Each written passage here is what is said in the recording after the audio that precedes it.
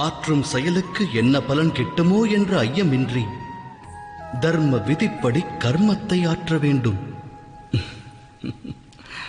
இறைவன் விடுக்கும் ஆணையை நமது நியதியாக மேற்கொள்ள வேண்டும். இதுவே பிரார்த்தனையாகும்.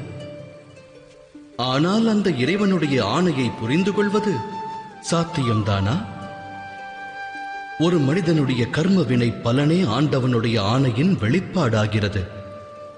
ஒருவேளை ஒருவன் கர்மங்களையே தியாகம் செய்தால் அது பிரார்த்தனையாகுமா?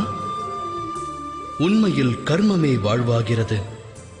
பலன் மீது மோகம் கொள்ளாமல் இருப்பதே சத்திய பிரார்த்தனையாகிறது.